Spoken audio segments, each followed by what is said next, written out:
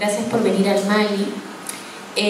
Estoy muy contenta esta noche de contar con la presencia de Agustín Pérez Rubio. Hemos aprovechado la oportunidad de que Agustín nos ha visitado porque es, junto con Tatiana Cuevas, recientemente miembro del Comité Curatorial Asesor del Comité de Colecciones, de Formación de Colecciones de Arte Contemporáneo, el CAC. Y conversando con Agustín se nos ocurrió que era una muy bonita idea, una bonita oportunidad de que él diera una pequeña charla contando y compartiendo algo de su trabajo más reciente. En particular en el marco de el último proyecto en el que está involucrado, que nos compete de alguna manera, pero sobre todo su trabajo con artistas locales.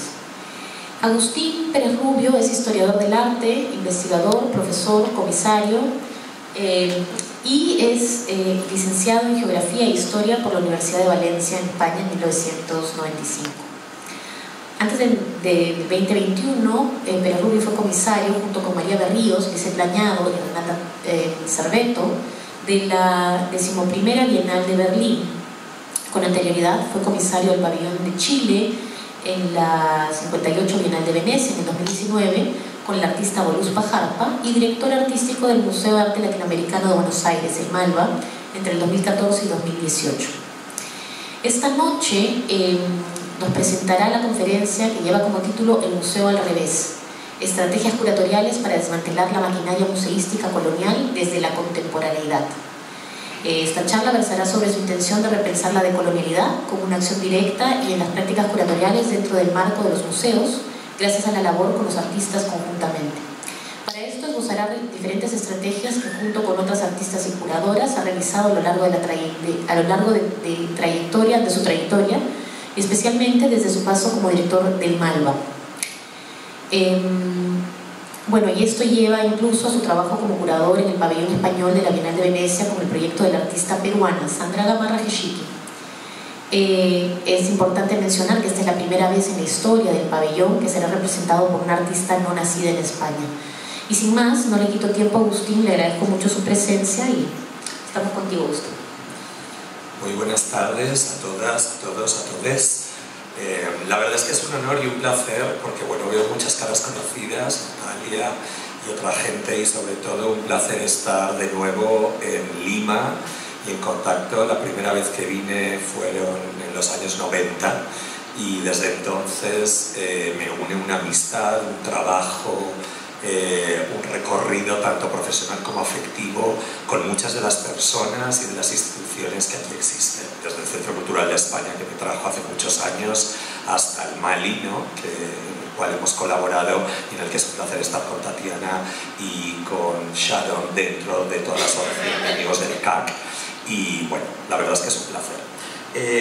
Esta tarde les quiero traer una charla, sobre todo una exposición de diferentes proyectos. Van a ser desde hace 8 años, desde el 2016 hasta casi la actualidad, en una línea discursiva. Parte de mi background, soy un hombre español, queer, blanco, y a partir de ahí, desde este lugar, ¿no?, también de privilegio, ¿no?, siendo un hombre español europeo que ha vivido y que parte de su background y de su background de estudios tiene que ver sobre todo cuestiones feministas y queer, pero también aspectos que tienen que ver con repensar la decolonialidad desde el punto de vista de diferentes pensadores y pensadoras del sur global y sobre todo de América Latina. Pues a partir de aquí voy a entrelazar mi labor curatorial con parte de estos aspectos. Llevamos varios años escuchando que Europa está en crisis, que Europa está vieja, que sus sistemas de poder y bienestar se están yendo a pique, y no sin razón. El auge de los partidos de extrema derecha en países como Alemania, Suecia, España, Francia e Italia, con el nuevo gobierno de Meloni, ese mismo que está cambiando y está prohibiendo que haya un pabellón palestino en la Bienal de Venecia próxima, y que está, junto con el gobierno alemán, haciendo y suspendiendo y cancelando exposiciones de artistas palestinos y árabes, lo refleja claramente. Esto lo hace resquebrajando y mancillando los postulados de igualdad, libertad y fraternidad que sentó las hipotéticas bases de nuestras sociedades democráticas de la moderna Europa. Estos países no están en absoluto solos, pues vemos también florecer sin trabas los nacionalismos en una Europa, incluyendo el Brexit de United Kingdom, es decir, de Gran Bretaña, que ahora se queja de las consecuencias de lo que durante siglos promovió y de lo que se benefició. Y aún hoy sigue haciéndolo sin renunciar a sus privilegios. Así pues, no tiene nada de sorprendente este notable alejamiento de los postulados universalistas que, desde la Revolución Francesa, los europeos han, o hemos, me incluyo, en una especie, no me incluyo efectivamente por lo que han hecho, pero sí como europeo, tratado de difundir como cortina de humo para ocultar toda una infraestructura de explotación colonial que les sirvió de enclave hegemónico en la forma de concebir su futuro político, económico, social y por ende cultural.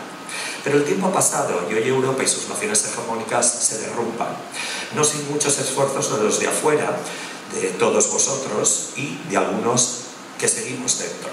Quizá también porque algunos desde Europa también han llegado a comprender esa reflexión y esa influencia del, y abro comillas, continente del neurosis monoteísta, el continente del control y del juicio moral sobre el mundo, cierro comillas, como lo llama la antropóloga argentina Rita Segato.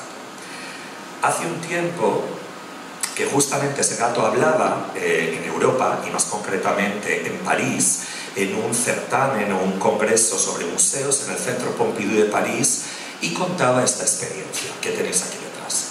Es Europa la que está sola.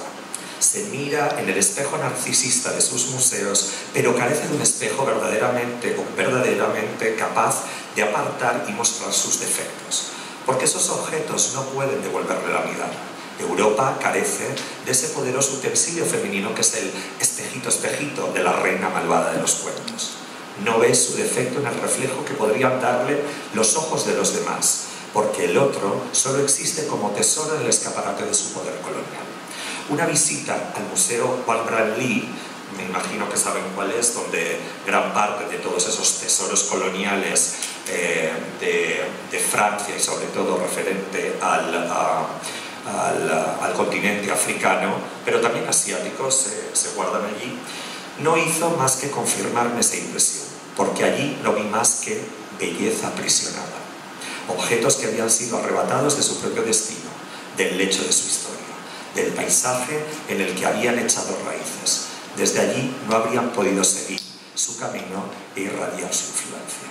Cierro cita. Afortunadamente, este tipo de pensamiento no es solo de intelectuales de la región, es decir, refiriéndome a la región en la que estamos ahora, y territorios no hegemónicos de las excolonias.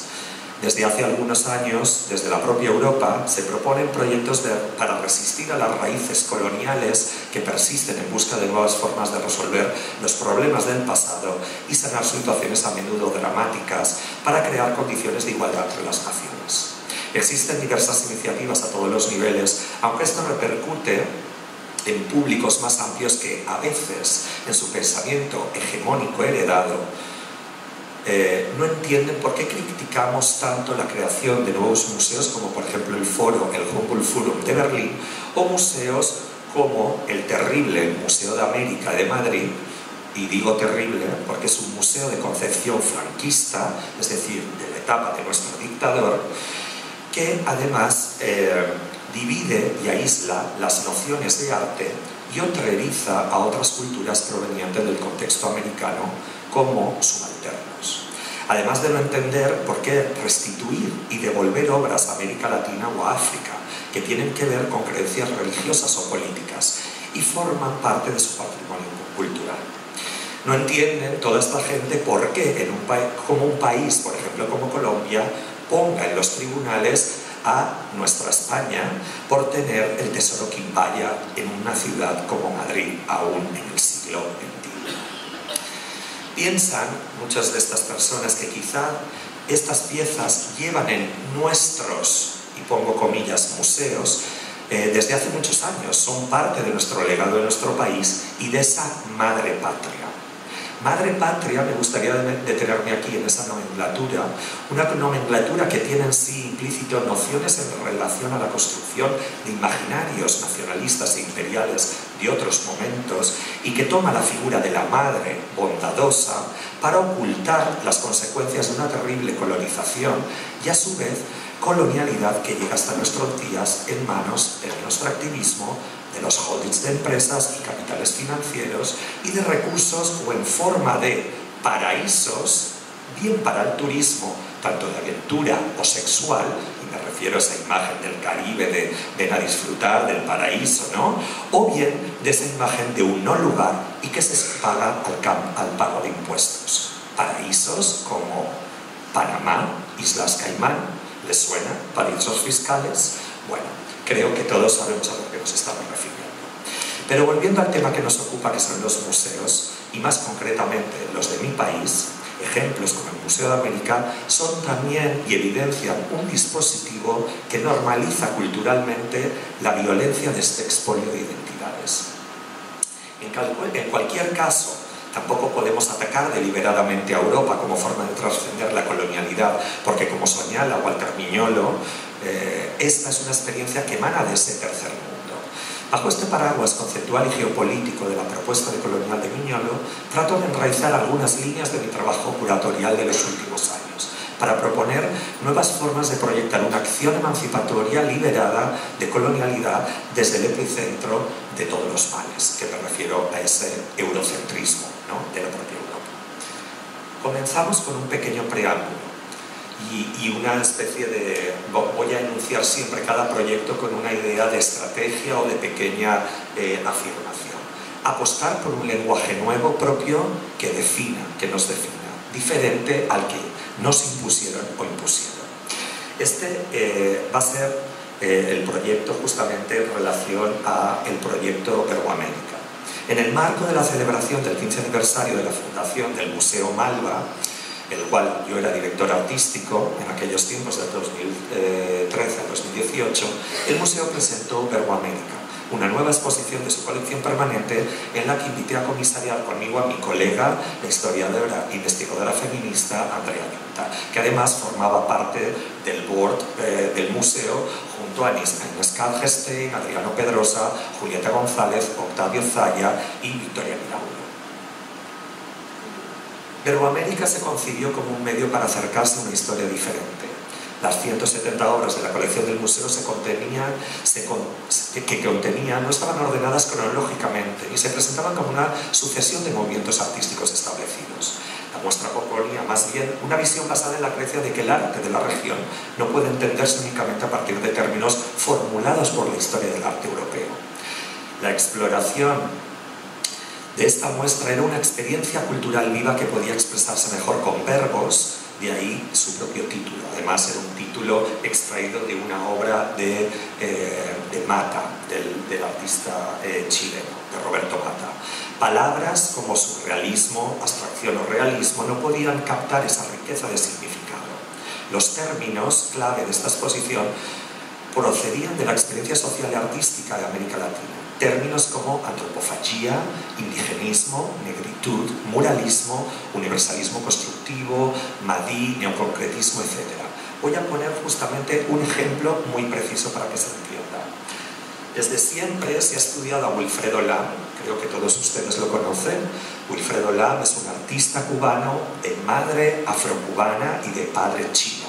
Un señor que casi a principios de la vanguardia de los años 30 medía 2 metros, era negro, pero con rasgos asiáticos. Para los surrealistas como Breton, él era un pintor más bien académico que tuvo una beca para ir a París. Fue justamente en París cuando Lam descubre lo que es realmente y de dónde él viene, a partir de las máscaras africanas, porque esas máscaras nunca se vieron en Cuba. Los esclavos africanos no pudieron llevar consigo su patrimonio cultural. Y a partir de ahí, y de asociarse con el movimiento surrealista, toda la gente ha estudiado Lam desde el surrealismo.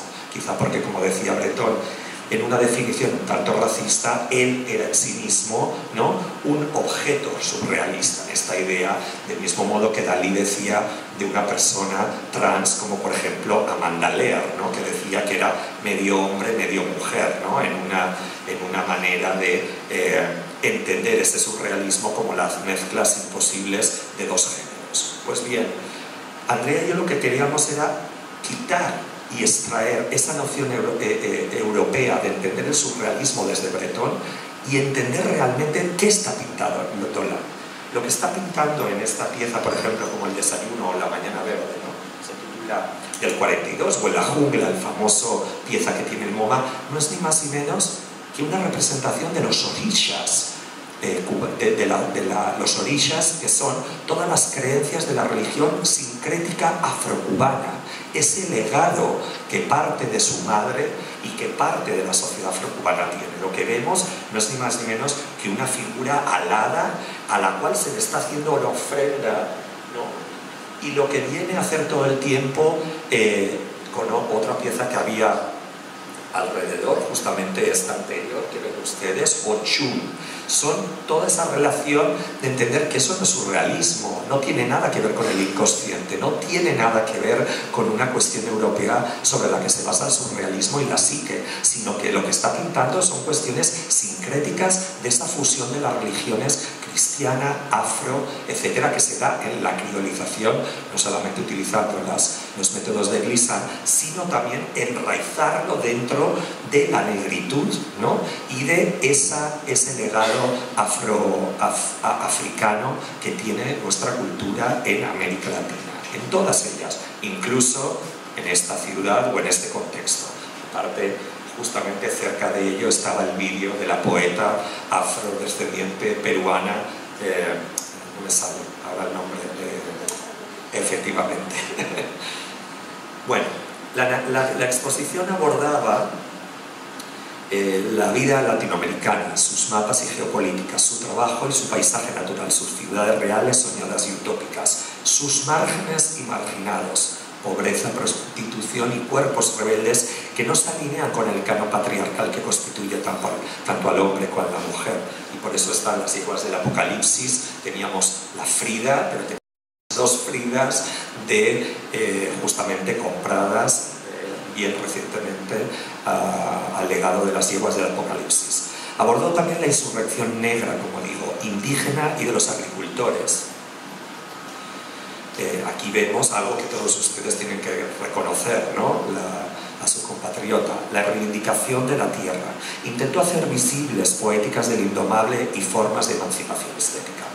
Pero las obras expuestas en estos 8 núcleos de la exposición reunieron la densa red de experiencias que vinculan el arte de la sociedad con la propia cultura de América Latina.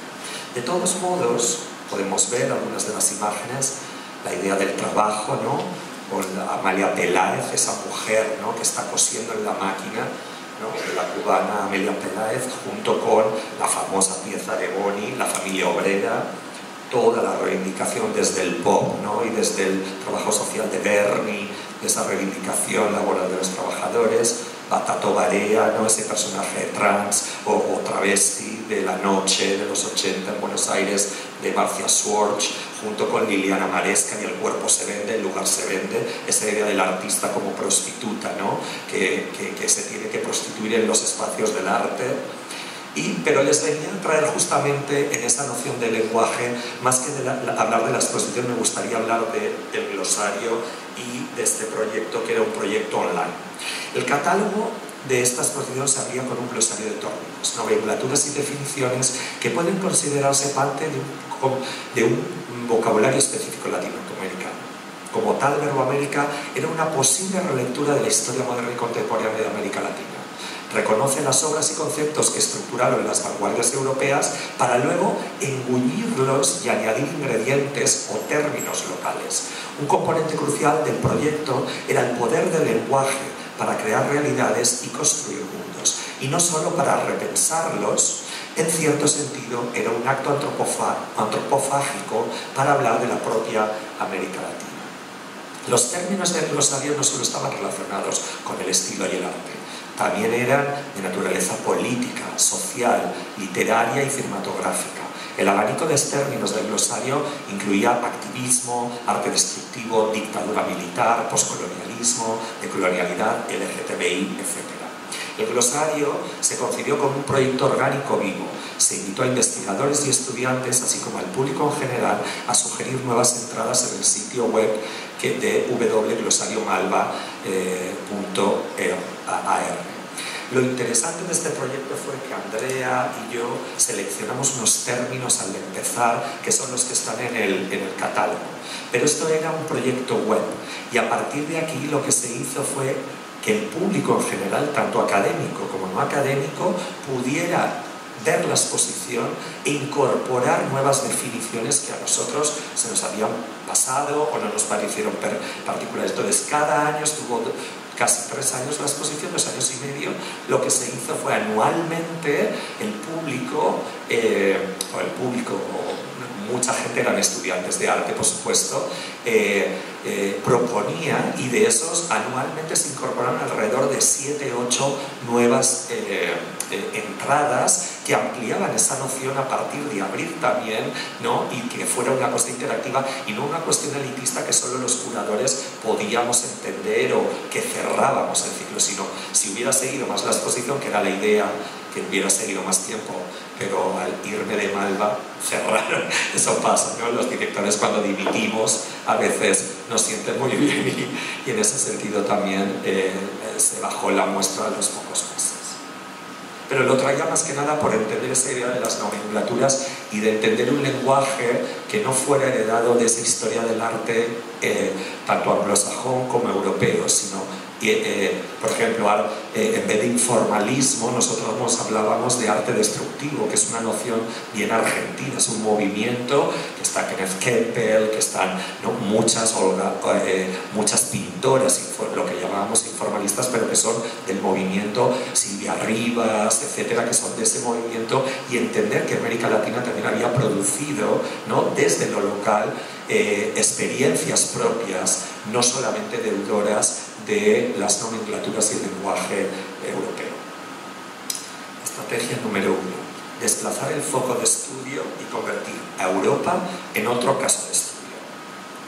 El proyecto del pabellón chileno a la Bienal de Venecia, de la 58 Bienal de Venecia, que comisarié con la artista Luz Pajarpa, fue un proyecto que se origina a partir, este fue como el cartel y un poco el logo, esa imagen de los hermanos de Witt repintada, es un cuadro pequeño que Voluspa lo hizo más de 5 metros de largo, pero surge justamente y se origina en una pregunta a la que el artista trata de dar respuesta con el propio pabellón y la propia instalación.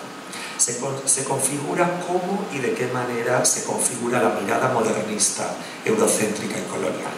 La mirada que luego se expande a Europa y a Estados Unidos y construye un desprecio simbólico que se impone como subyugación política, cultural y económica en regiones no hegemónicas. Eso que aún sigue. El otro día hablábamos con Tatiana, ¿no? Venimos de un congreso, ¿no?, como el CIMAM, y es interesante, el año que viene es en Los Ángeles y ningún representante americano ha venido a Buenos Aires a estar presente de los museos, que el año que viene, cuando nosotros sí que vamos a ir y los directores nos invitaban, welcome, ¿no? Come here next year. Pero sí, yo voy a ir el año que viene. ¿Quién de vosotros ha venido a Buenos Aires? Sigue irrumpiendo en esa manera de concebir desigualdades en el término económico, simbólico y social, y por ende cultural. Es una pregunta no cerrada. Este es el inicio de un proyecto que toma como punto de partida el cruce entre diferentes casos de la historia de Europa desde el siglo XVII hasta el XX, a partir de la actividad de ver, observar y analizar cómo se construye la mirada eurocéntrica. Para ello, la obra busca rescatar conceptos acuñados desde una perspectiva eurocéntrica que arrojan luz sobre la violencia con la que el mundo se reduce a un modelo expansionista, desarrollista y hegemónico, y comprobarlo a través de casos históricos concretos a partir de los cuales se construye una estructura y conceptualización derivada de los discursos científicos y culturales. Así el proyecto se dividió en 3 partes, empezando por el Museo Hegemónico, siguiendo, como veremos, por la Galería de Retratos Subalternos y terminando por lo que Voluspa denominó en el último espacio, a modo de colofón, la ópera emancipatoria. La ópera además tenía un doble sentido, entendiendo que estábamos en la Bienal de Venecia y la ópera se fundó justamente en Venecia, ¿no? La República de Venecia, y entonces era era una concomitancia. Aparte, fue significativo que nosotros presentamos esa ópera y el pabellón que ganó justamente fue el de la ópera, no sé si os acordáis, de la gente tumbada al sol, ¿no? Que hablaba sobre las cuestiones ecológicas, ¿no? Y el turismo, como estaba en el radio, pero era una ópera también, ¿no? Era algo muy interesante que también ambos pabellones tenían.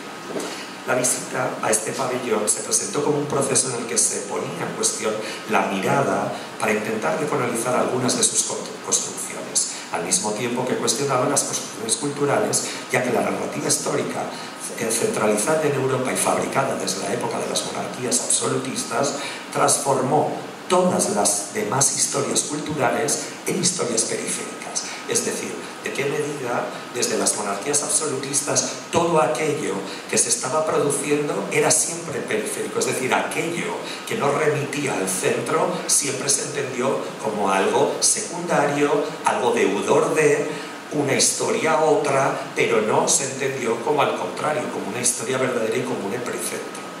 Y también, como digo, desterró las contradicciones internas de estos modelos de su propia identidad y narrativa, reflejándolas hacia las culturas periféricas.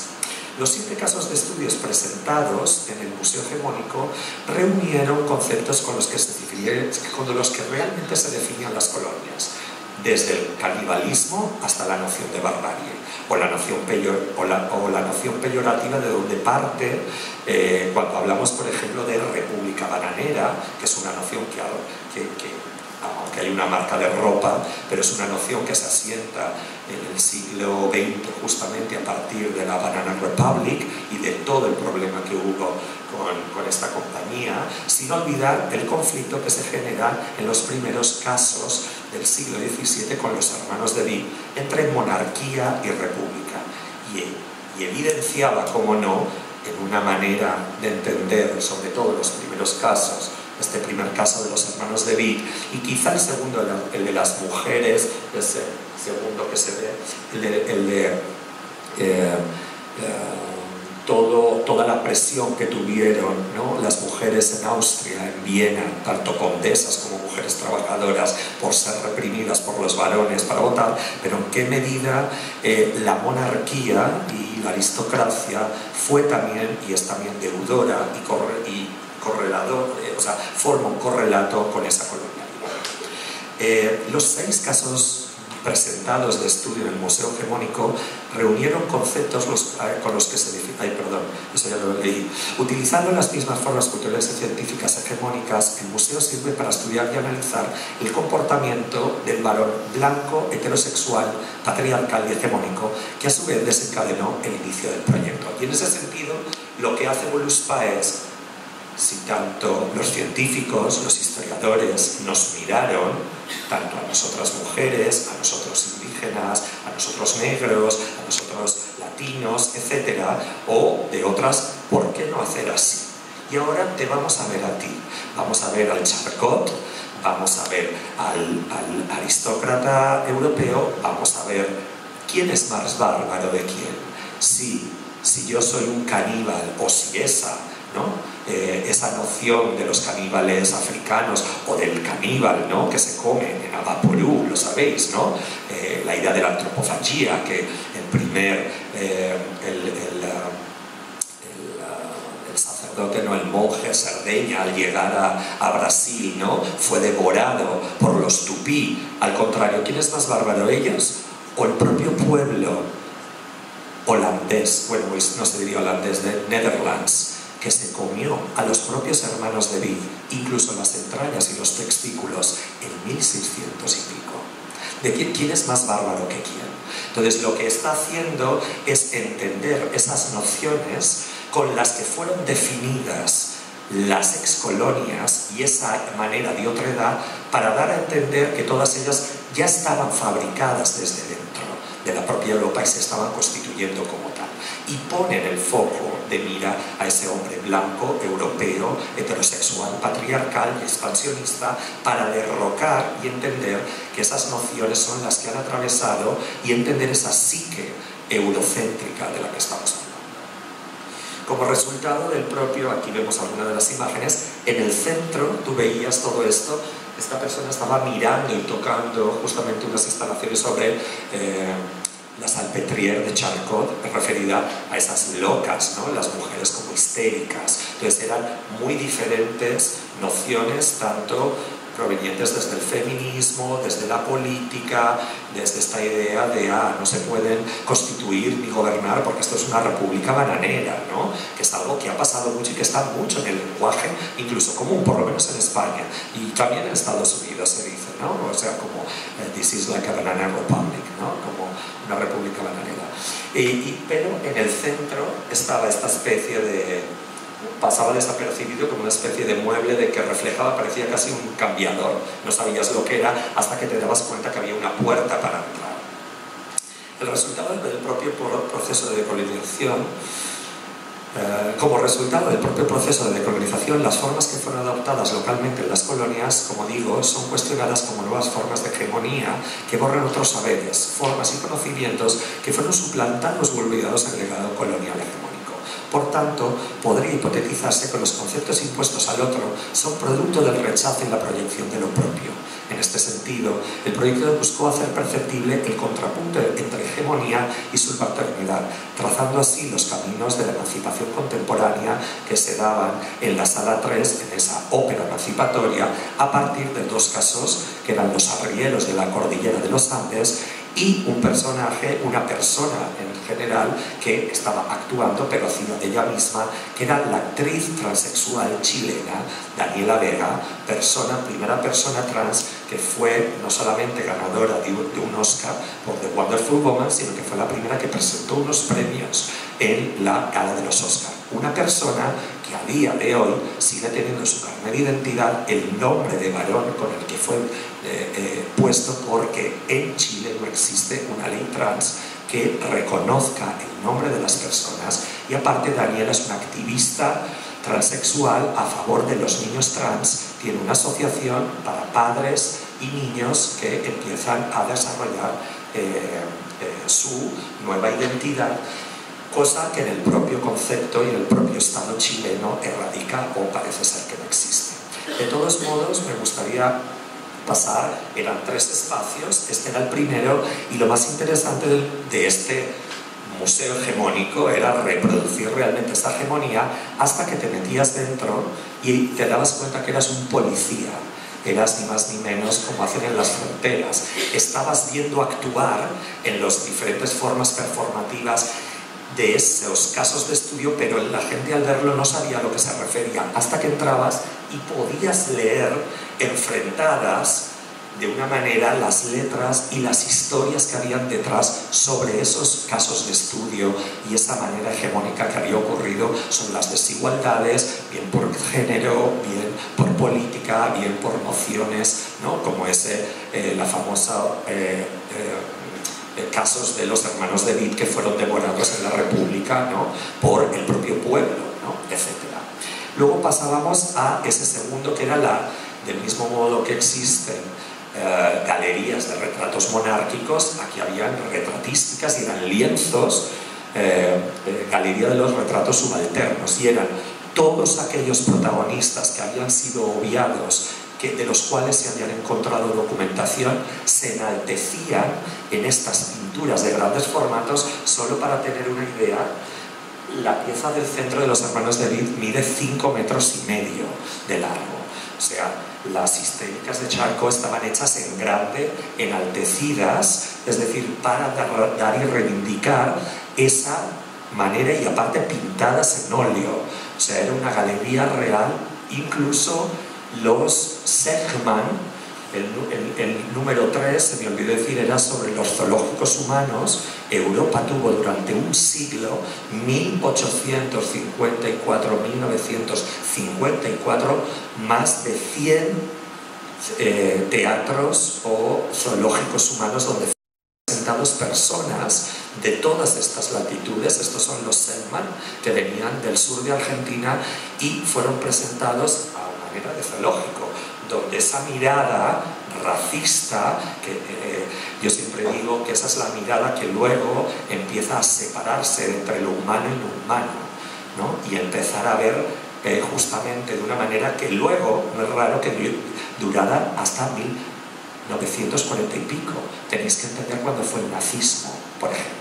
Goberner, ¿no? Y el positivismo, que es algo que sale en el vídeo que vamos a ver luego, ¿no? De Voluspa, y esa relación entre, por ejemplo, la noción de castas, la noción, ¿no? Que impone la conquista, que luego lo veremos con las pinturas de castas, si conocéis del virrey Tamat, las nociones del positivismo y del cientificismo de Goberner, que fue el libro de cabecera, ¿no?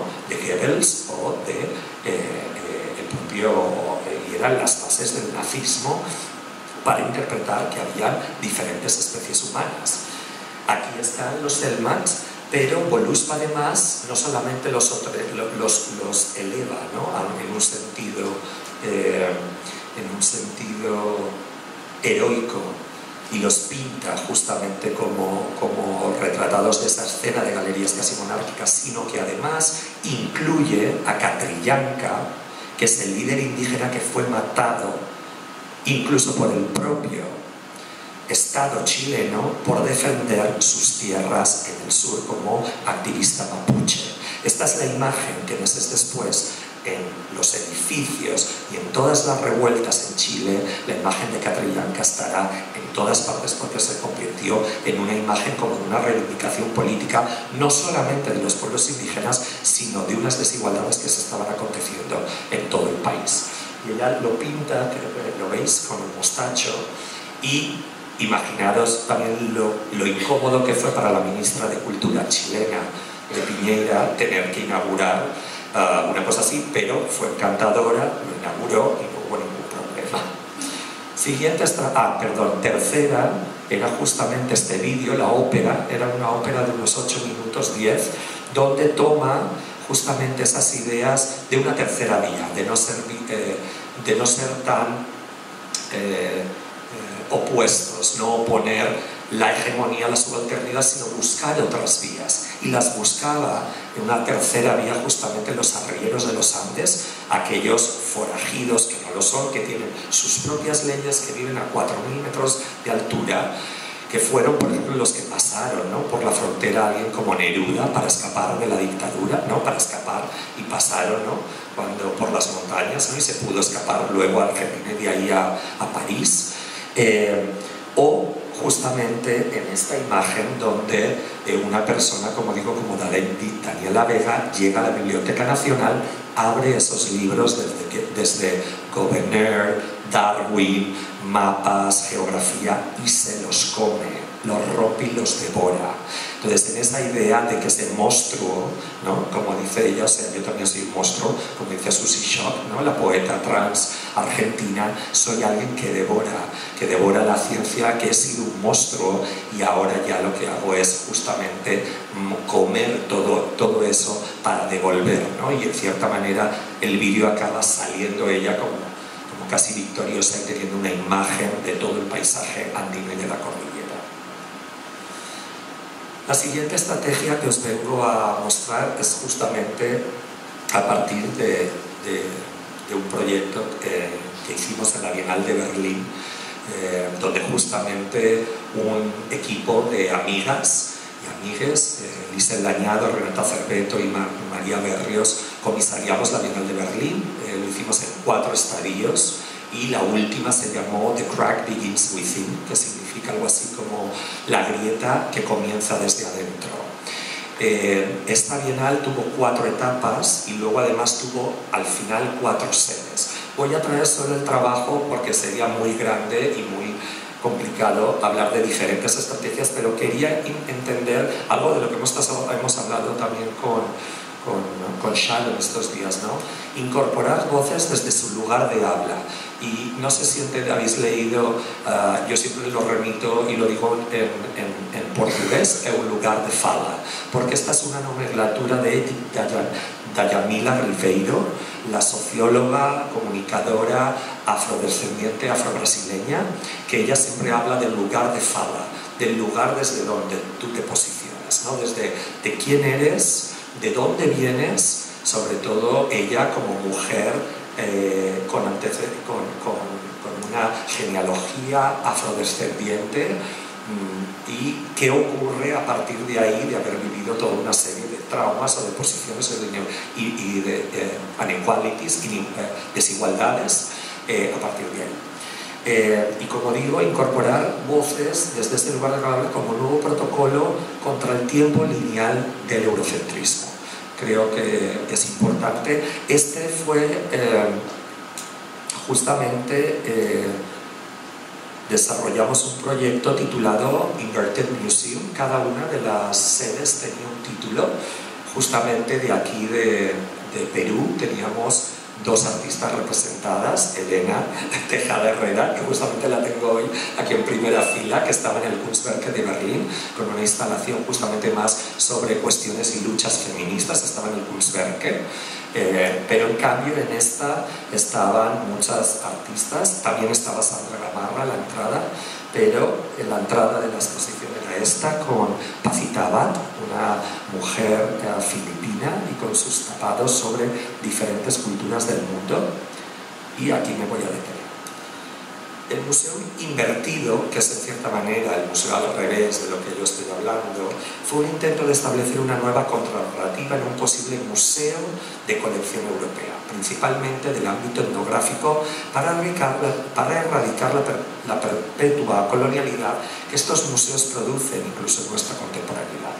Por esta razón fueron invitados artistas contemporáneos procedentes de diferentes culturas indígenas, como la mapuche, en referencia al cineasta Francisco Huichaqueo, o algunos de cultura inuit, como veremos en los dibujos de Shubinaya Shona, o culturas diaspóricas forzadas por el esclavismo de la colonización, como la cultura afrobrasileña, y en específica procedentes de la cultura macumba, en la artista trans castellano brasileño, con el fin de evidenciar cómo la noción del tiempo, del mismo modo que los bienes fueron usurpados y sustituidos de sus culturas, ocurrió durante la época de la conquista colonial hasta nuestros días. Además de evidenciar cómo la modernidad puso aparte, o to put apart, ¿no? Que se dice, puso en un lado este conocimiento proveniente de estas culturas autóctonas que fueron saqueadas, y la manera en la que estamos perpetuando esta situación dentro de nuestras propias instituciones, refiriéndome al ámbito europeo. The Inverted Museum, el Museo Invertido, fue una exposición que implosiona la noción de linealidad histórica cartesiana, es decir, el timeline, la línea de tiempo, tal cual la entendemos desde un punto de vista europeo. En ella, la idea se evidenciaba a través de la noción del ensamblaje temporal y geográfico. Al igual que Aníbal Quijano, vuestro Aníbal Quijano, y gran maestro de muchos, al cual también yo le venero, su famosa, ¿no? Sus famosas investigaciones, ¿no? sobre el poder de la colonialidad. Del mismo modo que Aníbal Quijano afirma que los bienes materiales y las tierras no fueron lo único que se expolió en la conquista, y que la colonialidad también obligó a que las culturas conquistadas a adaptarse a un concepto diferente del tiempo, aniquilando toda noción que no fuera el tiempo lineal y calendárico por el que se regían los conquistadores. Por este motivo, Inverted Museum presentaba a la entrada, como, bueno, es algo que no he abierto, presentaba la entrada como si camináramos hacia atrás en el museo, es decir, la entrada de la exposición era la salida normal que el Europaeus-Bau tiene, es decir, entrábamos por la salida y salíamos por la entrada. Era algo que si era la primera vez que ibas al Europaeus-Bau no lo sabes, pero los alemanes y berlineses, que desgraciadamente fueron los que más vieron la exposición porque estábamos en pandemia, se quedaban como, o sea, estaban como, no, pero esto es la salida, no, esta es la entrada. Porque en cierta manera caminábamos hacia atrás, obligando al visitante a entrar por la salida del espacio convencional de la sala. Y En ese sentido, se trabajó contra la linealidad del tiempo colonial porque queríamos subvertirla, abriendo una conexión con el pasado para hablar del presente directamente, sin ambigüedades y con cierta futuridad, lo que es completamente imposible en el propio tiempo lineal. Por ello fuimos creando un recorrido coral contra la linealidad con instalaciones, pinturas y obras relacionadas con diferentes temas sobre estas grietas a las que se enfrenta el mundo y las instituciones artísticas en la actualidad. Intentamos reparar la conciencia de la herida colonial en primera persona por parte y en voz de los primeros artistas, no como curadores que somos o que queríamos, y eso lo vemos en muchas exposiciones, de una manera ventríloca. Hoy lo hablamos, ¿no? Es decir, yo no soy quien para hablar de, que hablen los propios artistas a partir de, ¿no? Y de qué manera otros artistas que no pertenecen a esas culturas pueden hablar desde otro punto de vista, como desde una ficción, como Mapa Teatro, que estaba hablando de la ficcionalidad de un hecho histórico, pero que a la vez era una ficción, ¿no? Es decir, y en ese sentido entenderlo desde un intento,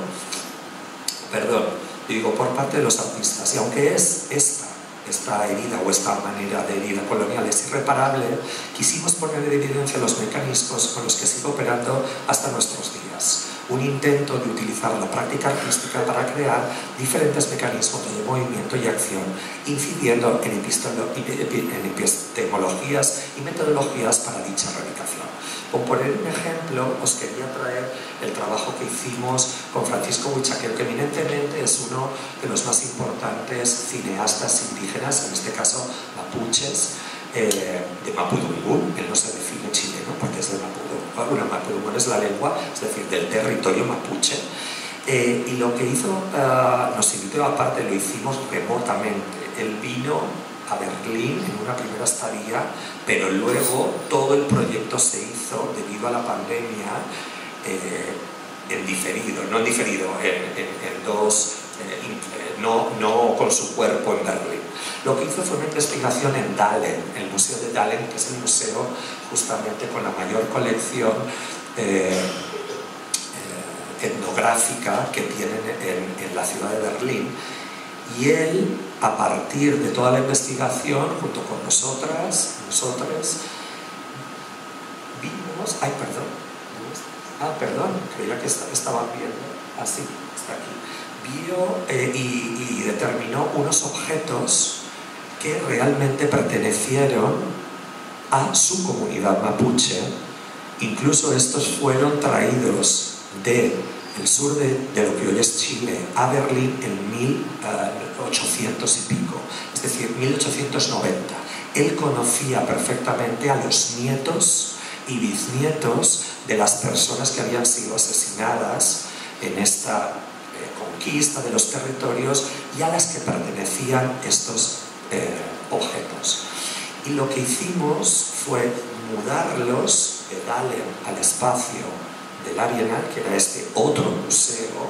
No tiene ninguna colección y por eso los mudamos, y lo que él quiso es hacer un ritual de sanación. Pero él lo que hizo, como él trabaja, es a partir de su cultura y era a partir de las machis. Las machis son las personas, son las mujeres que tienen el conocimiento ancestral para la sanación del cuerpo, la mente y de todos los procesos, y son en cierta manera aquellas consejeras, ¿no?, a las que las personas de su cultura van a cuando tienen un problema o para enunciarle una serie de cuestiones. La idea de trabajar con una machi, las machis trabajan a partir de los sueños. Hasta que la machi no soñaba, Francisco no podía evidenciar esta instalación y nosotros no podríamos trabajar. Imaginaros, frente al cartesianismo recto germánico de envíame qué piezas van a ver, envíame cómo se coloca esto, envíame el Excel de las chicas de la Bienal, no, hay que esperar. El tiempo no es el tiempo nuestro, el tiempo lo decide la machi. No lo decide ni Francisco. La machi, ¿hoy ha soñado la machi? No. ¿Hoy ha soñado la machi? No.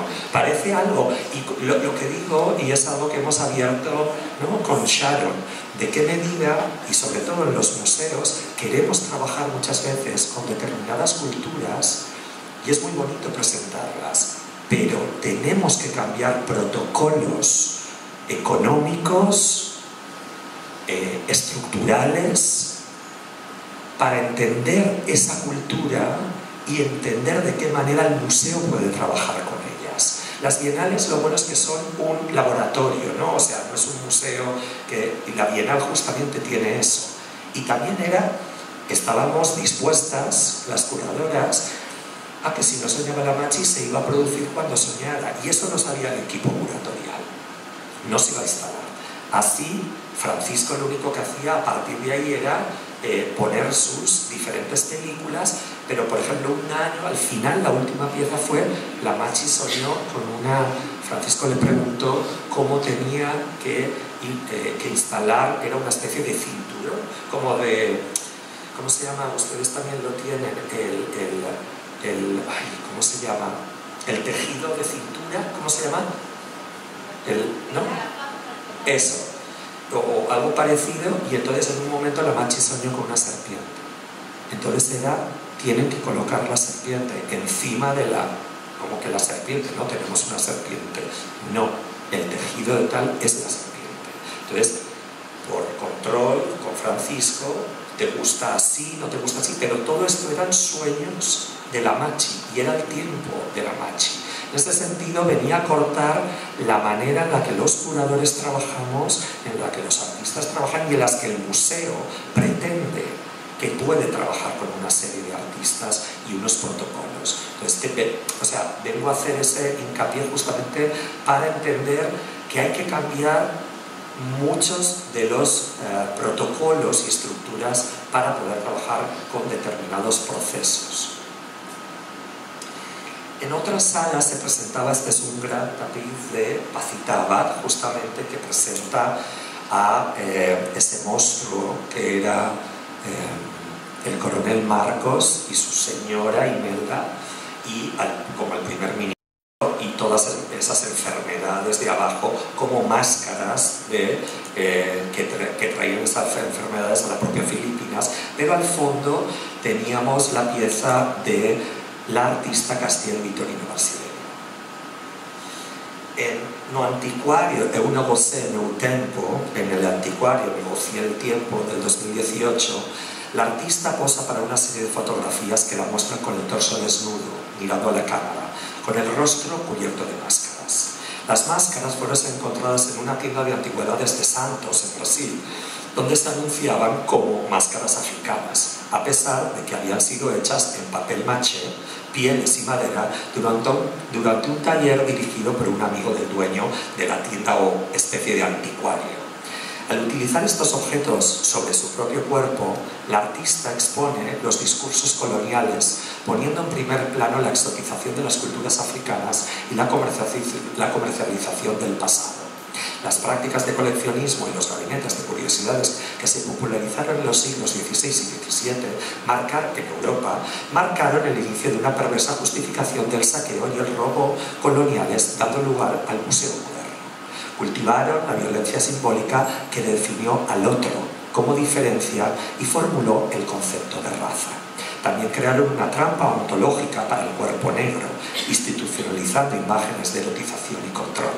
La obra de Vitorino brasileño presenta su cuerpo, un cuerpo negro, femenino, con órganos quizás sexualmente masculinos, o por lo menos la vemos sin pecho, como con una persona trans, lo que hoy pudiéramos entender con una persona trans, como una encrucijada de saberes. El suyo es un cuerpo capaz de incorporar espíritus y, por tanto, de liberar a aquellos que Occidente ha clasificado para atraparlos.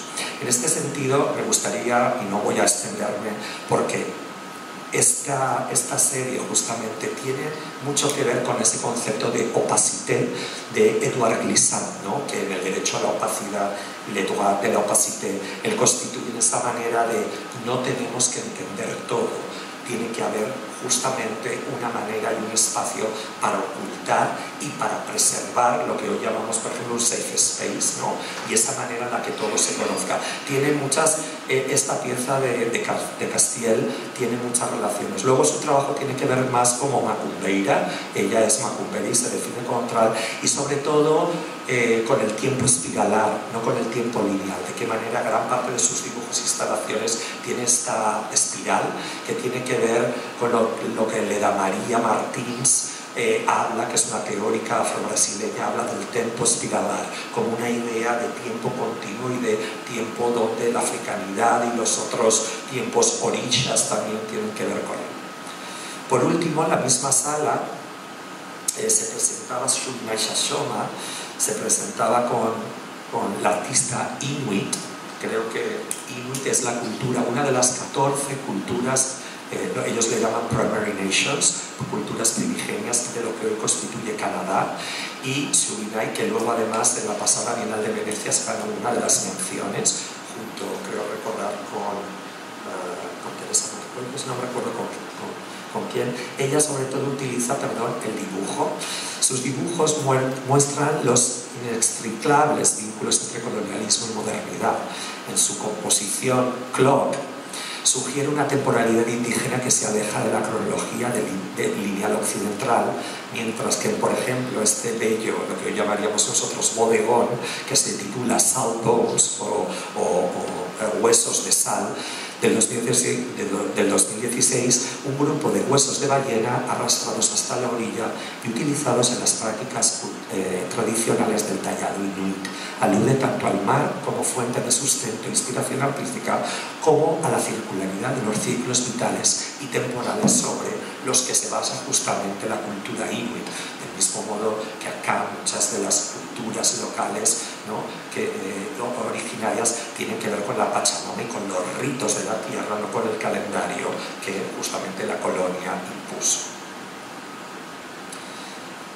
Tercera y última estrategia: abogar por la restitución como forma de sanación frente a las narrativas coloniales, racistas, extractivistas y neocoloniales.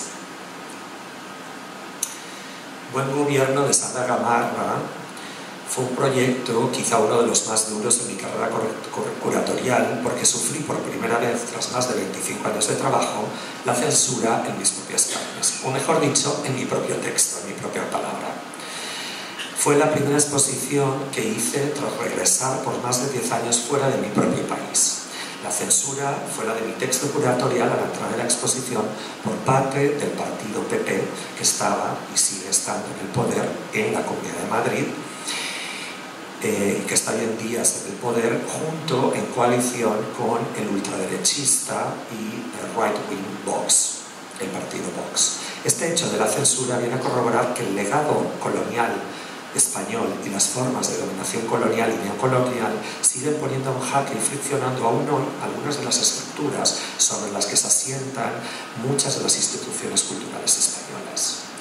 Buen Gobierno fue un ejercicio visual basado, aquí les pongo mi texto curatorial a la entrada del museo, y en rojo las 5 palabras. Al principio quisieron censurar el texto completo de entrada, y al final de muchas luchas por mi parte y por la de Sandra, dejaron el texto pero sin las 5 palabras que tienen puesta: la palabra conflicto, la palabra racismo, la palabra neocolonial, la palabra extractivista y la palabra restitución.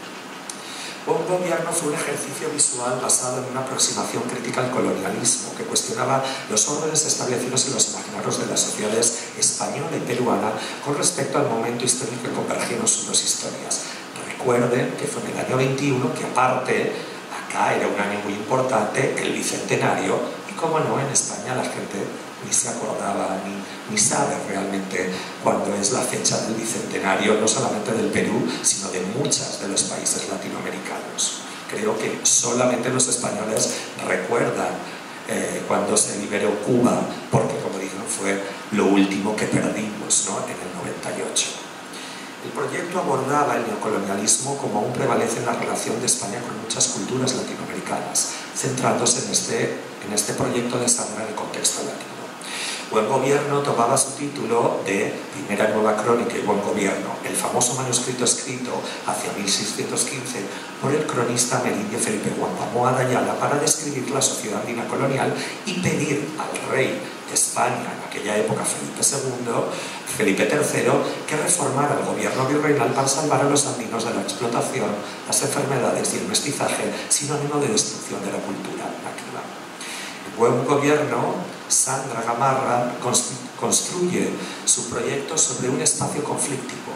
Muestra cómo el origen de las naciones latinoamericanas está íntimamente ligado al nacimiento de la propia España y Europa, o del nacimiento de ese concepto de eurocentrismo, y como una mirada crítica a ese buen gobierno de estos dos legados es clave para construir otras formas de convivencia.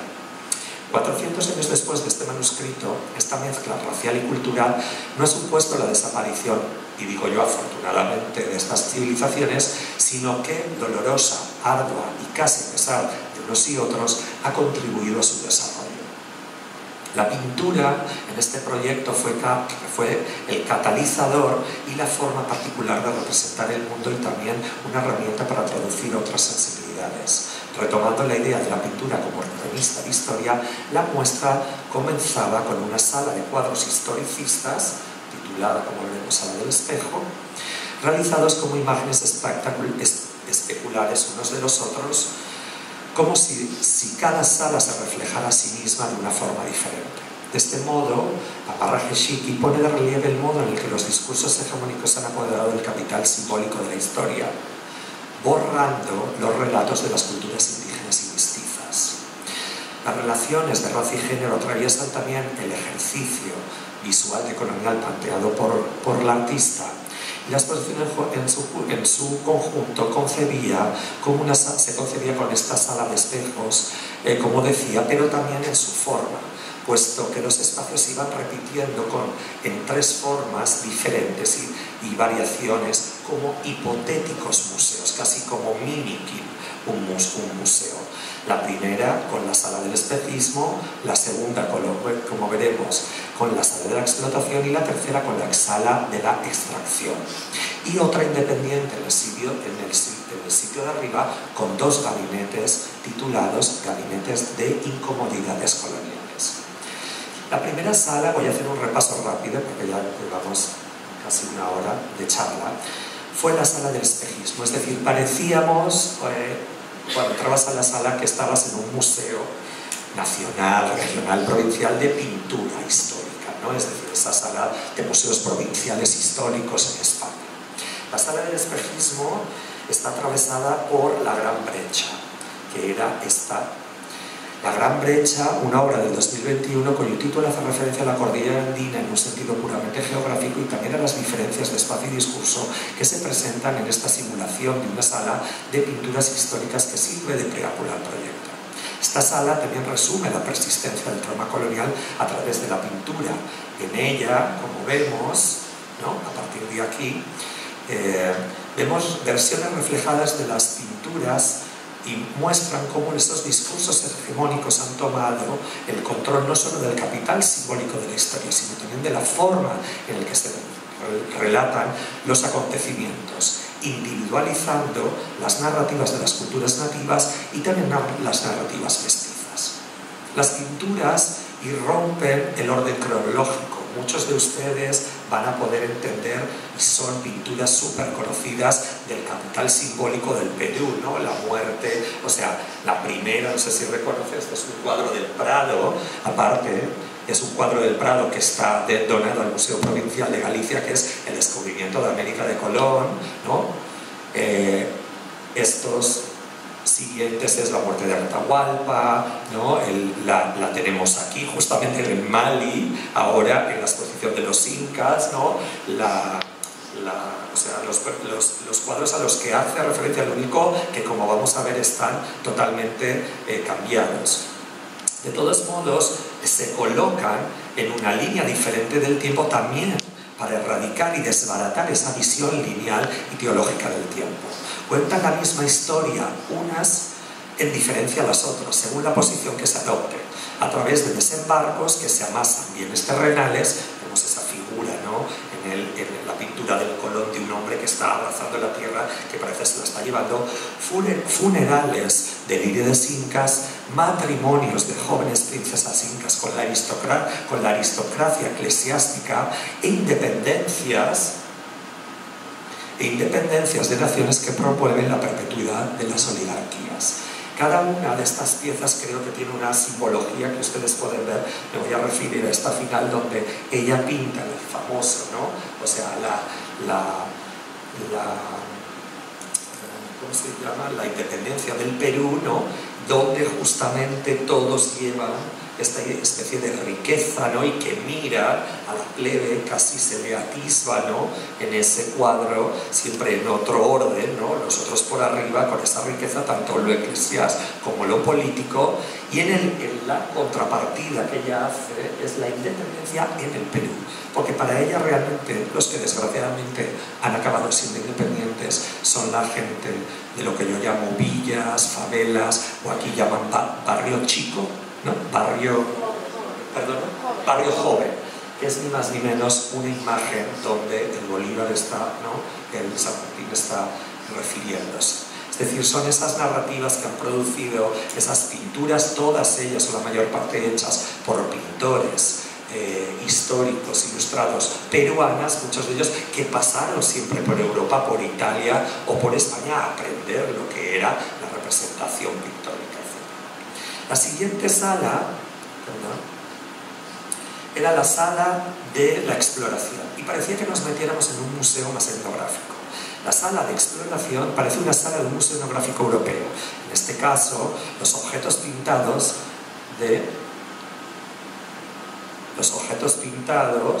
pertenecen a la colección del Museo de las Américas en Madrid. Me refiero a los pintados sobre las vitrinas. Las piezas se exhiben fantasmóricamente en 4 vitrinas que parecen grandes cámaras frigoríficas de culturas con diversos objetos andinos precolombinos. Gamarra utiliza el trampantojo barroco, un sistema de representación que se impuso a la colonia, en este caso para atraer nuestra atención. Al contemplar, como madrileños, como españoles, estos objetos, también nos vemos a nosotros mismos, es decir, el público se veía a sí mismo dentro de la vitrina. Este juego de reflejos confirma el orden moderno colonial y da lugar a una especie de efecto cazado o expositor expuesto, forzando una extraña relación asociativa entre lo contemporáneo, lo espiritual y lo ancestral. En torno a estas vitrinas se presentan en las paredes las piezas cuando las patatas queman, que son justamente todas estas piezas, o papa caliente, del 2021, cuyos elementos son a su vez captados por sus reflejos en las vitrinas. No sé si lo ven, que aquí parece que la línea continúa, pero lo que están viendo, la línea es aquí y lo otro es el reflejo de la misma, de la pared.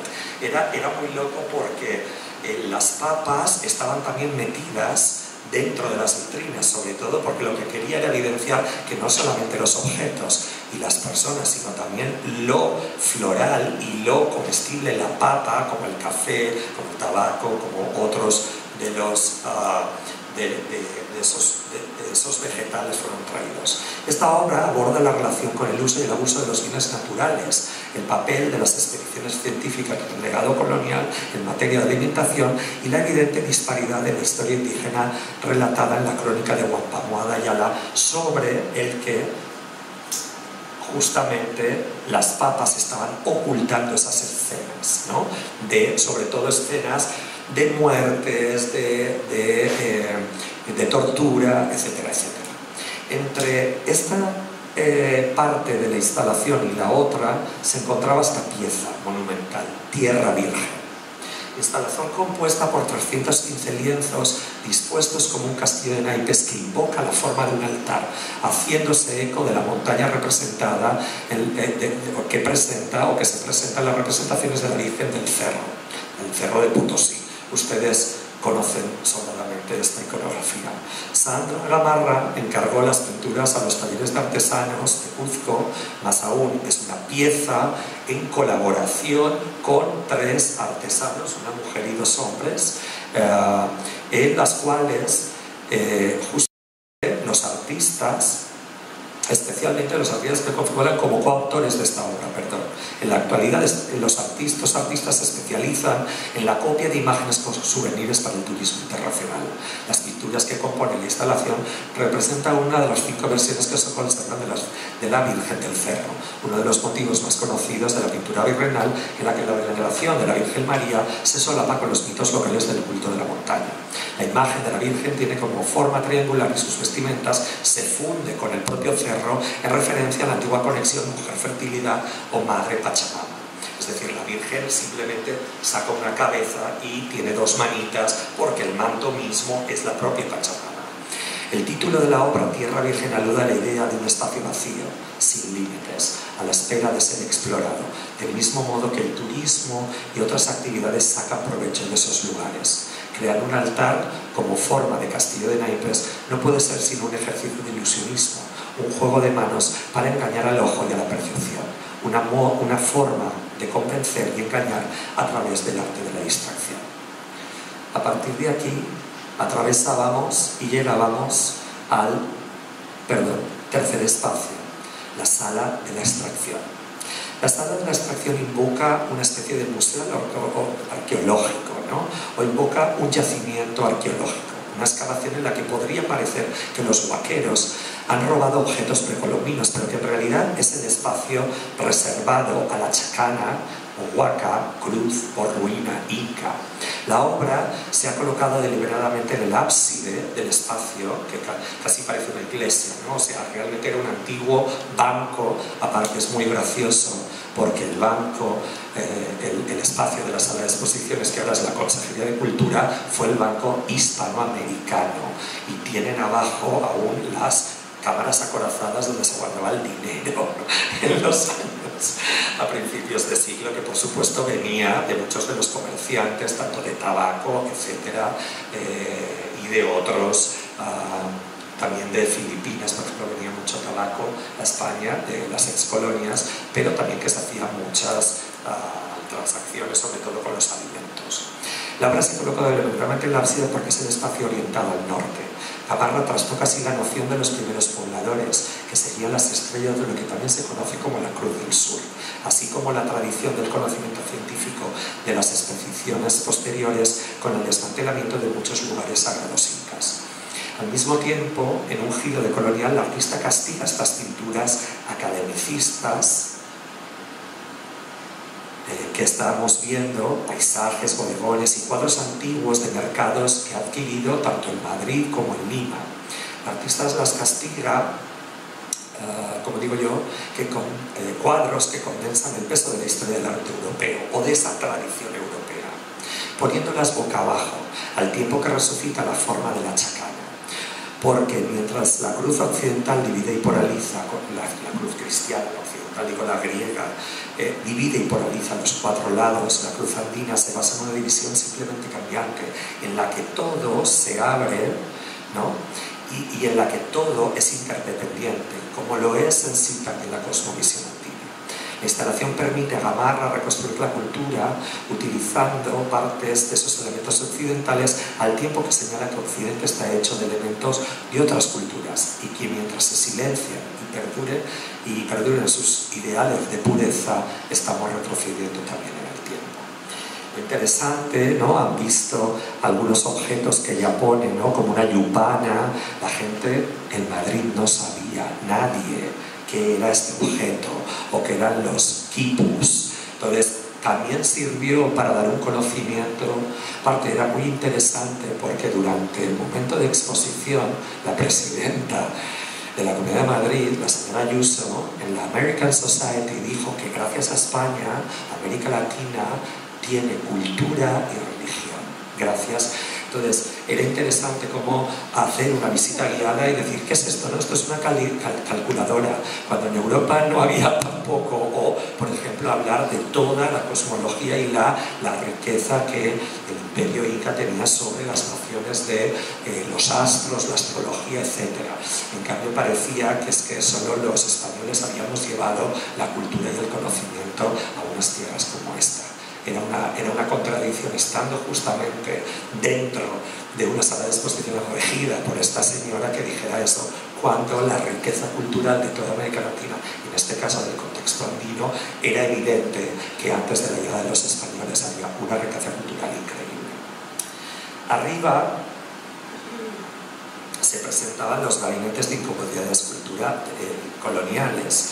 Los gabinetes, situados en la planta superior, funcionaban como un archivo histórico personal y comunitario, en forma de epílogo de la muestra que presentaba diferentes aspectos del compendio histórico de la colonialidad. Aquí una famosa pieza del Mali, después de ver esta gradación, que no es ni más ni menos, que también hacía referencia a los tonos de la piel y también a los ponchos, y esa idea, ¿no?, de emerger. Es una pieza de Sandra en colaboración con otra artista textil, perdonen, pero no recuerdo, Enya Pauca, efectivamente. También se presentaba, como no, la famosa pieza con la inscripción de Rita Segato sobre la raza, ¿no?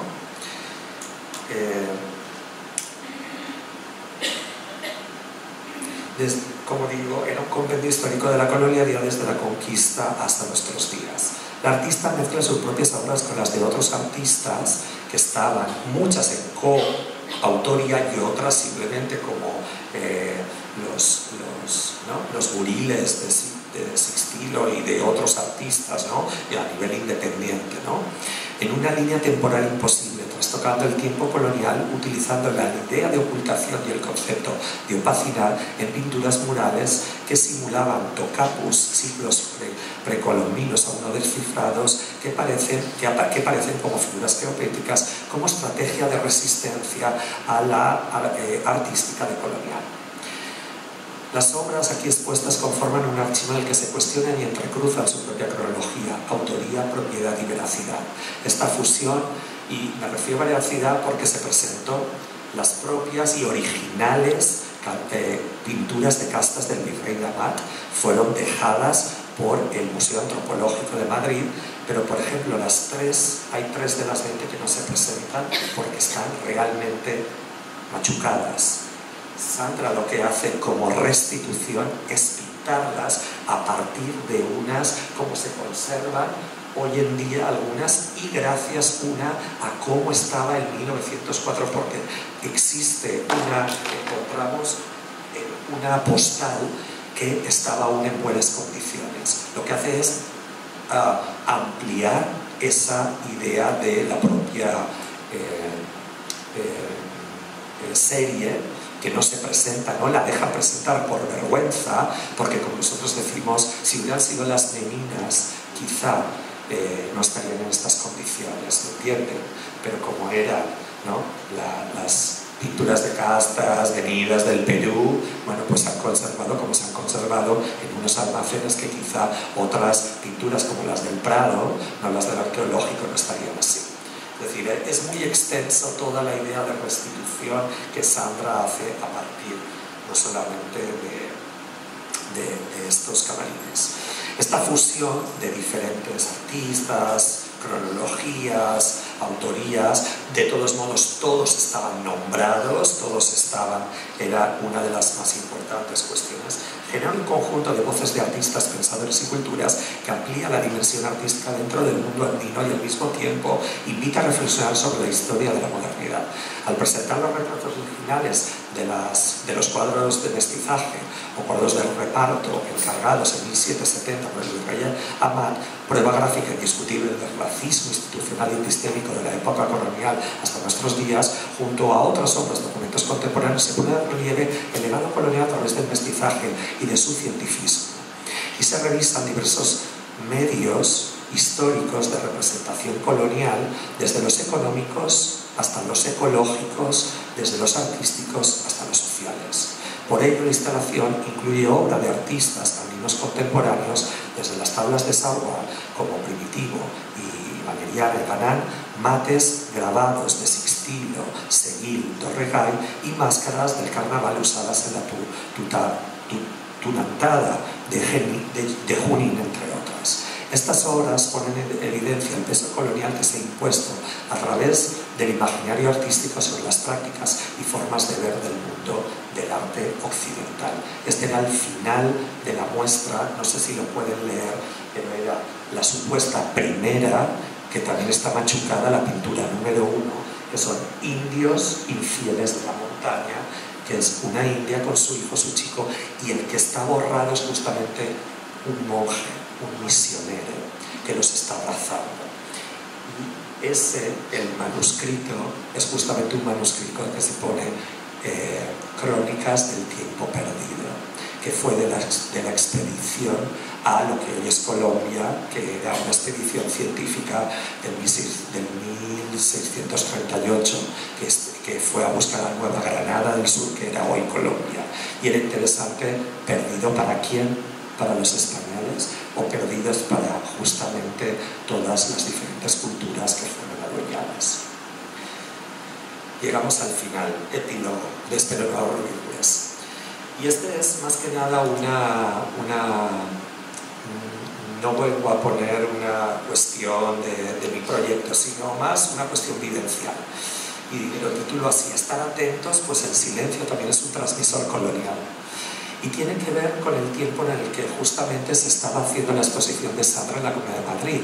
El Prado, nuestro Museo del Prado, por fin, después de cuántos siglos de existencia, de 4 siglos de existencia, decide que al final los tesoros virreinales y la pintura virreinal va a entrar en el Prado, ¿no? No por primera vez, porque la primera vez fue gracias a este museo y a Natalia Magluf, que presentaron el matrimonio de la Ñusta, aparte de una cosa muy rara, en Arco 2018 o algo así. Se presentó por primera vez en la historia, porque entienden ustedes de qué manera en mi país piensa: eso no es nuestro, eso es pintura virreinal, eso pertenece a otros, siendo una iconografía jesuítica, siendo pintado con imaginarios que procedían de España para ser copiados por los pintores locales de la pintura cuzqueña, pero eso no entra en el Prado, eso no es nuestro. Solamente entonces deciden hacer en el 2021 Tornaviaje, esa gran muestra donde las obras son increíbles, pero donde parece que las obras habían aterrizado, donde una custodia de plata te contaban lo que era, pero no te contaban que esa plata de dónde venía, cuánta gente había muerto por sacar, o la historia de con qué dinero se paga el Escorial, que es ni más ni menos con la plata del Potosí. O sea, parecía que todo había venido por obra y gracia del Espíritu Santo. En ese sentido, son muchas y diferentes obras las que esta exposición muestra. La línea curatorial era realmente muy formalista, muy historicista y formalista, pero no tenía una mirada crítica ni un pensamiento crítico.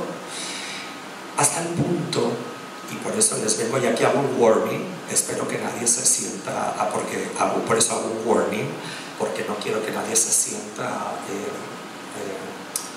indispuesto o enfadado, pero esto es el merchandising que mi Museo del Prado, digo mi, en plan irónico, mostraba como merchandising de la exposición. Tabletas de chocolate, y voy a narrar: Pedí chocolate negro, Grand Cru cacao, especias chocolate negro, cacao 65 y Caribe chocolate negro, que son ni más ni menos la referencia a la famosa pieza que ven ustedes acá. O sea, ustedes se imaginan algo más racista que poner a una imagen, una persona afrodescendiente, por muchos siglos que hayan pasado, vendiendo además el producto colonial como es el cacao en las estanterías de un museo europeo en España a partir de un merchandising colonial en el año 2023, pues este fue ni más ni menos mi post en Facebook.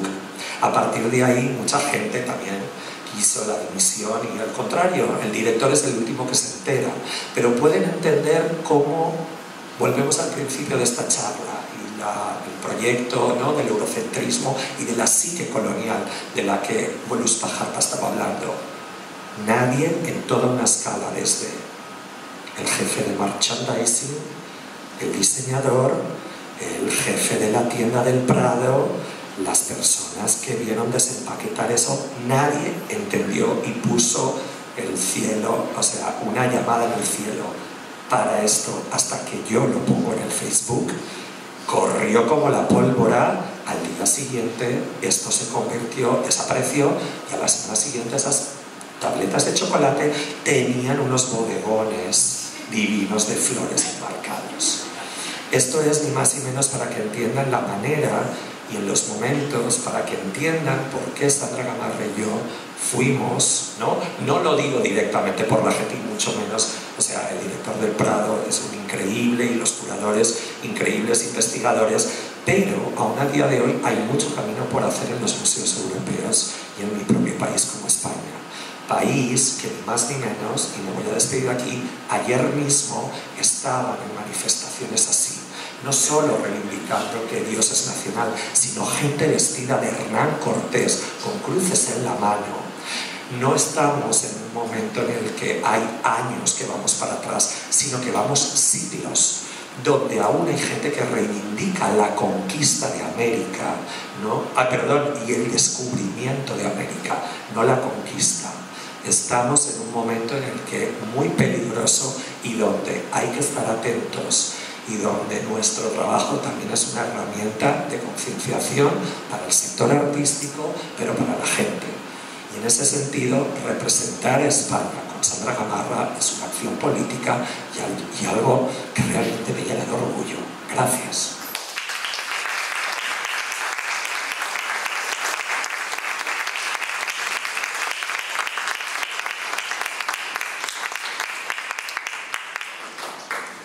No sé si tienen preguntas, son 8:30, no sé cómo vamos de tiempo. Aquí hay un micrófono.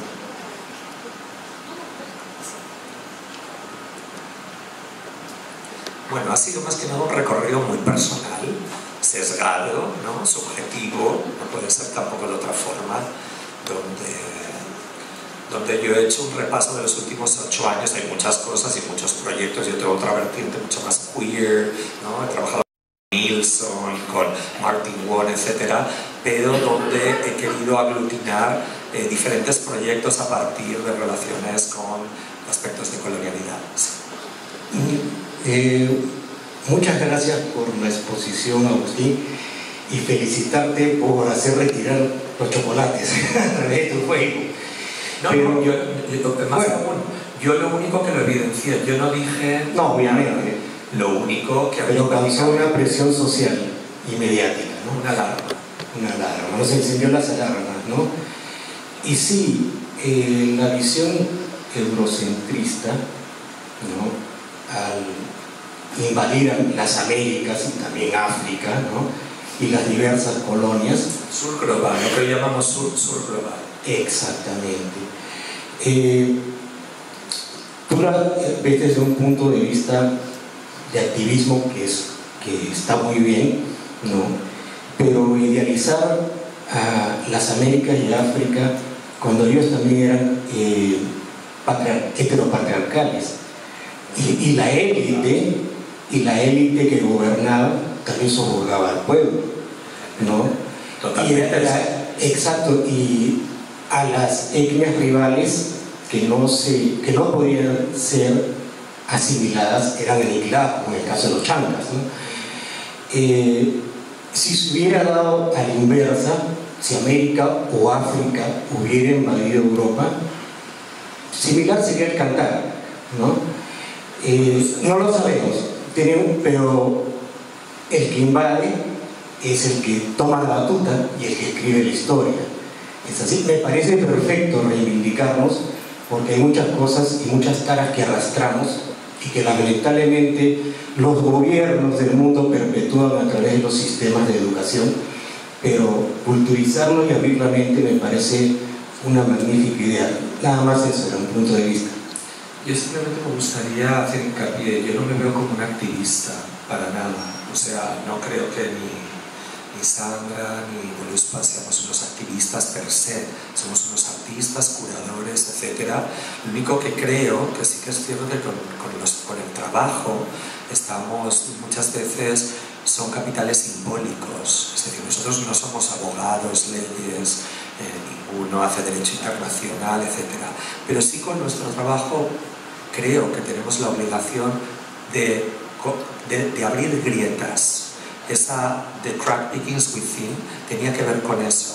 ¿Qué grietas, ¿no?, hay en el mundo? Y también de qué manera podemos también socavar esta idea de museo, porque la propia idea de museo es irremediablemente eurocéntrica. O sea, un museo se crea como Kunsthalle y luego como museo para evidenciar los legados de las conquistas y poner esos restos arqueológicos o de las... Entonces, ¿en qué medida también somos esos dobles agentes de los que digo? Por una parte, hacer institucionalidad, ¿no?, desde nuestros cargos, nuestras prácticas, pero también mover pequeñas paredes, ir moviendo, no son grandes, pero si somos muchos y vamos poco a poco, se puede también ampliar esa noción. Una noción que para nada es unilateral, o sea, son como los relatos de Sandra. Esas dos partes, no era una que contaba la otra. Yo no me he querido detener porque cada cuadro tiene mucha simbología. Es decir, no era la copia del Prado y ese hombre y esa ocultación de las culturas indígenas y en el otro, otra. O sea, tiene que ver con que hay lecturas que pueden ser diferentes, que no son opuestas o que son entendibles, pero hay una otra relectura, depende del prisma en que lo hagas, ¿no? Y creo que esa también es la riqueza, ¿no?, de entender. Hola, buenas noches. Una de las cosas que se me vino a la mente es que esta situación de los chocolates evidencia también lo que es la mercantilización del objeto estético. O sea, inevitablemente, más allá de que sea un producto del museo, en el futuro cualquier objeto estético que se exhiba, sea procedente de algún espacio ritual, cultural o primigenio, como se le pueda tildar, idealizar, tiene ese riesgo, ¿no?, de presentarse al mercado y ser consumido, ¿no? Entonces, sí, se le puede ver como una crítica, pero es inevitable en alguna forma que va a llegar a ese lugar.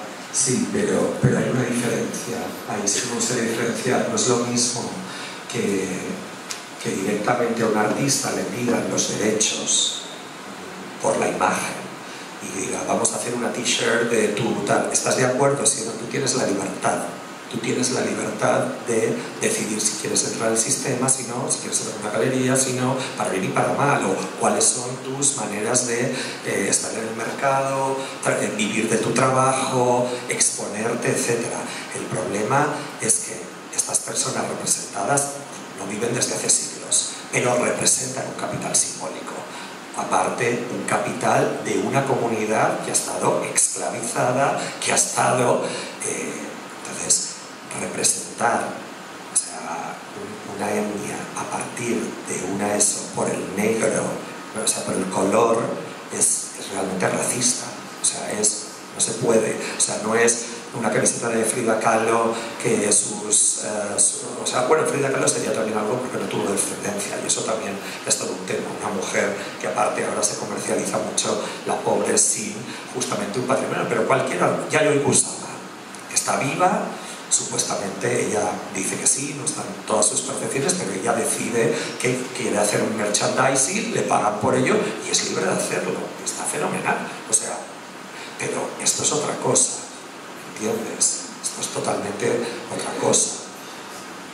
A mí me parece que hay una diferencia en mostrar una imagen cuando tú cedes los derechos, como si los das gratuitamente, ¿no? Que dices, no, hazlo, o cobrando por ello, como una promoción o algo del museo, del sistema, o al contrario dices, lo doy y este producto al contrario, muchas veces a mí me ha pasado con artistas, no quiero recibirlo, las ganancias van a tal asociación, tal proyecto, etcétera, etcétera, ¿no? Que también es muy válido y se hace muchas veces. Ayer hablábamos, no sé, con el comité, ¿no? Sobre, por ejemplo, Claudia Dullar.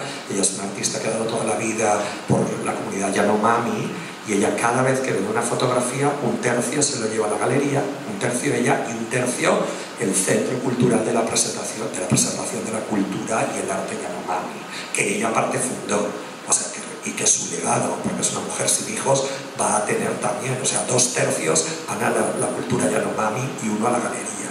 Por ejemplo, eso es diferente. Esto es una evidencia de racismo. Agustín, ¿qué expectativas, qué reacciones hay para lo de la Bienal de Venecia ahora con Soledad Gamarra? Es la pregunta que me hacéis todos. Llevo 2 días en Lima y todo el mundo me ha preguntado lo mismo. Coleccionistas, galeristas, personas, o sea, todo el mundo, artistas, todo el mundo. Bueno, te voy a decir, yo creo, desde mi punto de vista, yo creo que el mundo del arte español está de acuerdo, hay una gente muy entusiasta, y luego otra como que lo ha aceptado. Ok, Sandra se lo merece por ella misma.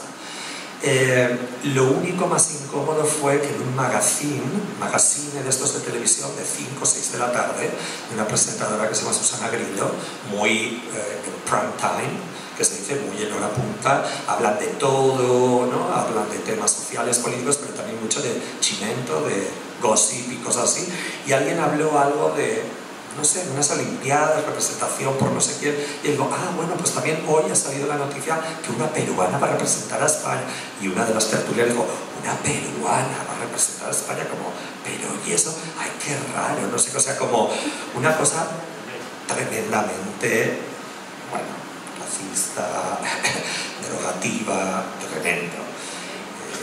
Sandra sabe por qué la pasa, pero no quiere ni ver, imagínate, porque no quiere tener esa presión, porque fue un momento en un programa así de tal, pero evidencia estas imágenes.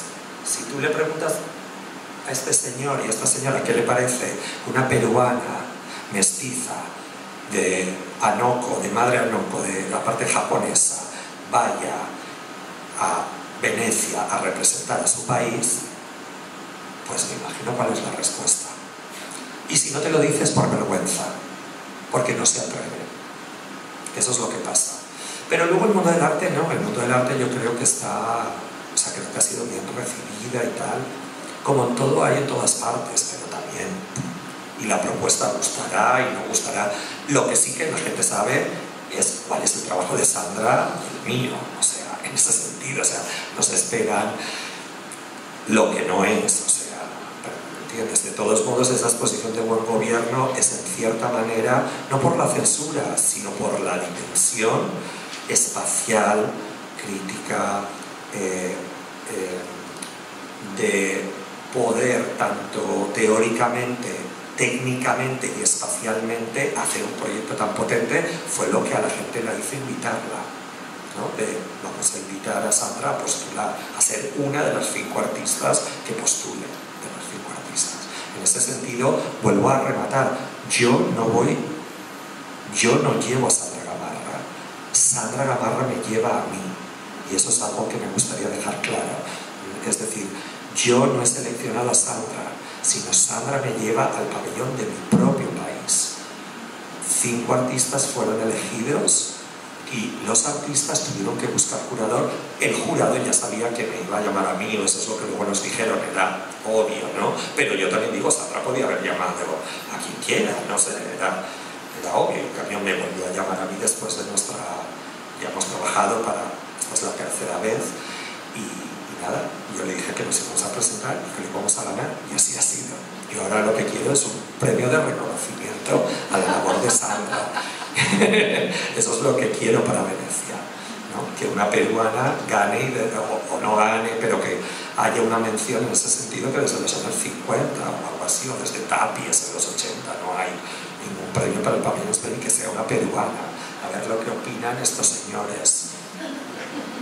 Eso es lo que a mí me gustaría, ese es el deseo, callar a estos señores, pegarles una bofetada directamente con un premio. Pero bueno, Se puede, sí. Y de todos modos el premio es haber llegado ahí y ya representarlo, el ser y abrir un camino, ¿no? Que una artista latinoamericana pueda representar a España después, desde finales del siglo XIX hasta ahora, ya tocaba. Porque aparte todos los pabellones, Francia está representado por un artista de Martinique, Canadá por Kipawe Kikangwa, que es afro-canadiense, pero ya vienen muchos años haciendo esto y España nunca había pasado. También es cierto que todo cuesta, y en mi país todo cuesta. Por primera vez tenemos una directora afrodescendiente, afroespañola, que es Elvira Dayangariose, una de las mayores y más importantes curadoras y directoras de museos, y está en el MACMA en Barcelona, ¿no? Que aparte no es extraño, era parte del jurado. Yo a Sandra le decía, si no nos lo dan este año, con este jurado no nos lo van a dar nunca. Y es verdad, o sea, era un año en la que la gente que estaba en el jurado, muy diversa y diferente, pero tiene una mirada de entender de cómo romper diferentes... Había una pareja de artistas lesbiana, Cabello y Carceller, que estuvieron en Venecia y están ahora en la Bienal de Sao Paulo. No sé, era como un momento, son muy fans, luego no lo sabíamos, pero luego son muy fans de la obra de Sandra, ¿no? Desde el punto de vista también feminista, ¿no? Estos cuadros con las mujeres, querían brazos y llegamos nosotras, ¿no? Cuando pinta esas manos, etc. No sé si hay otra pregunta. Sí, yo. Perdón. Última pregunta y cortita, porque sí. no llego. Porque no llego al aeropuerto. Sí, bueno, nosotros también vivimos un momento de polarización terrible en muchos lugares del mundo. Y bueno, Sandra es también española, ¿no? Legalmente, y reivindica también a todas las personas que tenemos doble nacionalidad, ¿no? Que también somos españolas, somos peruanos y bueno, y somos ciudadanos del mundo. Sandra es japonesa, o sea, porque es así, es mestiza, es española, es francesa, está casada con un francés, o sea, y eso es parte también de todo una cuestión, y de esa parte como de un vivir contemporáneo. Mi pregunta o mi comentario también en que acá llegaron las pinturas de mestizaje, esas que están en el Museo Antropológico de Madrid, las 17, ¿no? Las originales, y ahora en el 84, creo. 99, 1999. Del 99-2000 fue una exposición acá, finales del 99 y 2000. Sí, y fue curada por justamente la que era directora del Museo Antropológico de Madrid de esa época, ¿no? Pilar Romero de Tejada. Y bueno, se hizo acá y 20 años después, más o menos aproximadamente, se exponen las 20 pinturas de Sandra sobre esa serie, ¿no? La que ella es una apropiación. Y en ese sentido, la apropiación para todos aquellos lugares o donde no nos llegan esos supuestos originales, o sea, ya que interesa, digamos, tener el original, cuando dentro del arte contemporáneo la apropiación, ¿no? Está reivindicada por las instituciones y porque te da maneras de también poderlas resignificar en varias lecturas y tenerlas, ¿no?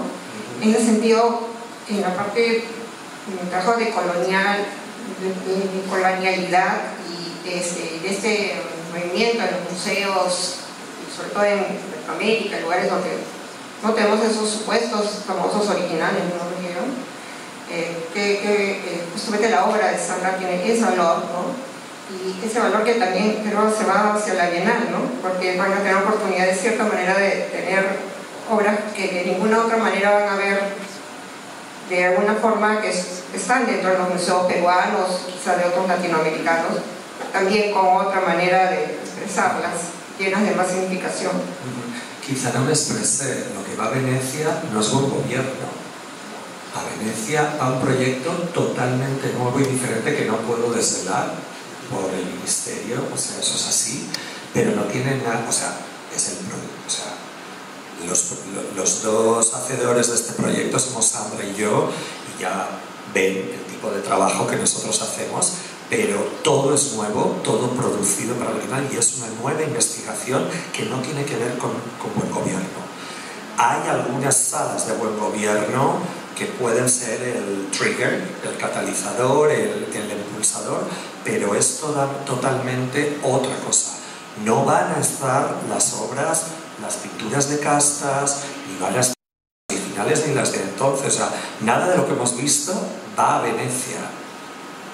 Es que creo que igual entendieron que mucha gente en España, a mí no me lo pregunta, pero en Sandra sí dicen, ah, qué bien, qué maravilla las cosas, qué bien va a quedar el pabellón con la pirámide y tal. ¿De qué te refieres? No hay ninguna pirámide. No, y dice, no, por el web, lo que hiciste en la sala de Alcalá luego es lo que va a Venecia. No, nada de eso. La gente se cree que va esto. No, es un nuevo proyecto de cero, una nueva investigación que tiene que ver sobre el patrimonio, que tiene que ver con cuestiones que están también esbozadas ahí, pero es otro proyecto.